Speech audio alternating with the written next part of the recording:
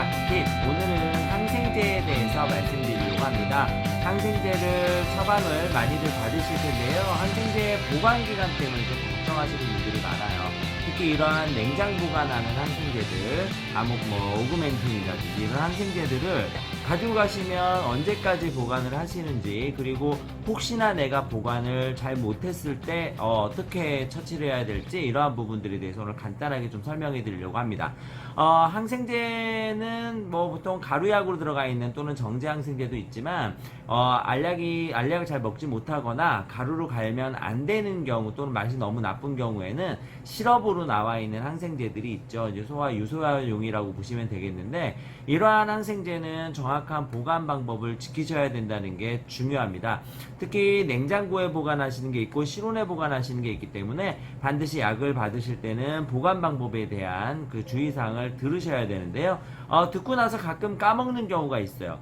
일단 첫 번째, 냉장고에 보관하거나 실온에 보관하는 게 왜 차이가 생기냐면 각 항생제에 들어있는 성분의 안정성이 떨어지기 때문입니다. 보통 그 냉장고에 보관하는 그 항생제의 경우에는 실온에 보관했을 때 안정성이 많이 떨어지게 되고, 또 그 실온에 보관하는 항생제의 경우에는 냉장고에 보관했을 때 그 항생제 안정성이 떨어져요. 안정성이 떨어지면 그만큼 유효한 약 성분의 농도가 낮아진다는 거기 때문에, 이렇게 낮아지게 되면 약의 효과가 제대로 발휘될 수가 없게 되겠죠. 그렇기 때문에 반드시 그 보관 방법을 잘 지키셔야 됩니다.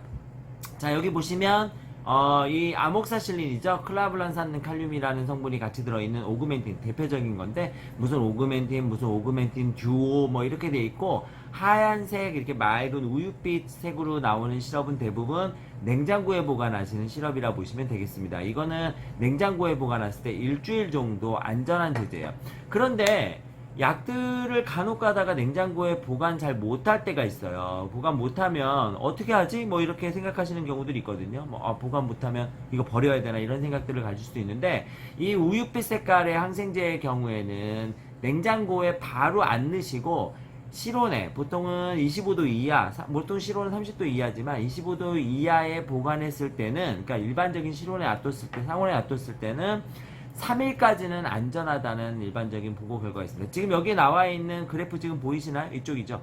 그래프를 보시면은 주요 성분이 두 가지예요. 하나는 오그멘틴 제제는 아목사실린이라는 성분하고, 클라블란산 칼륨이라는 성분 두 가지가 복합이 되어 있는데, 아목사실린의 경우에는 생각보다 굉장히 온도에 강합니다. 우리가 여기 보시면 효과 레인지라고 되어 있어요. 그 효과의 범위에 보통 어떠한 제제들 같은 경우, 오그멘틴 같은 경우에는 지금 딱 오그멘틴 같은 경우에 일주일까지도 효과 범위가 유지가 되거든요. 물론 유지가 안 되는 애들도 있어요. 실온에 놔뒀을 때 그냥 이틀 정도 이하로 내려가면 바로 효과가 떨어지는 애들도 있지만, 일반적으로 3일 4일까지는 충분히 보관이 가능합니다. 그런데 지금 다음에 나와 있는 클라블란산 칼륨 같은 경우에는 온도에 되게 민감해요. 그렇기 때문에 만약에 25도 정도에 놔두게 되면은 보통 3일 이내에 전부 다 어떤 제재들 간에 제재들이든 3일 이내 효과가 떨어져 버립니다. 그렇기 때문에 실온에 상온에 보관했을 때 3일까지는 보관이 가능하다는 얘기고요. 일반적으로는 약에 따라 다르기 때문에 가장 안전한 거는 냉장고에 보관하는 게 가장 안전합니다. 그런데 내가 만약에 이게 변했는지 변질됐는지 아닌지를 어떻게 아느냐면 색깔을 보면 알 수 있어요. 그래서 약간 누리팅팅한 색깔이 되게 되면 이미 안정성이 떨어진 약이다 보시면 됩니다. 그래서 냉장고에 보관해놨더라도 냉장고 환경도 그때 좋지 않을 수 있거든요. 그래서 약간 누런 색깔로 변질이 됐거나 하는 경우에는 먹이지 마시고 복용하지 않고 바로 병원에 오셔서 재처방을 받으시도록 하셔야 됩니다. 이거와 마찬가지로 다빈도로 나와 있는 다양한 제제들이 보관 방법을 정확하게 지키지 않았다 하더라도 약간의 보관 기간이 더 유효가 되는 경우가 있습니다. 여기 보시면 세파클러 빨간색 그 항생제 아시죠? 세파클러의 경우에는 냉장고에 보관하시면 14일까지 보관이 가능하지만, 그냥 실온에 놔뒀을 때 25도 이하에 놔뒀을 때는 하루 정도, 이거 굉장히 좀 약하죠. 하루 정도 보관이 가능하기 때문에 되도록이면 빠르게 냉장고에 넣어주신다는 점 기억해 두시고,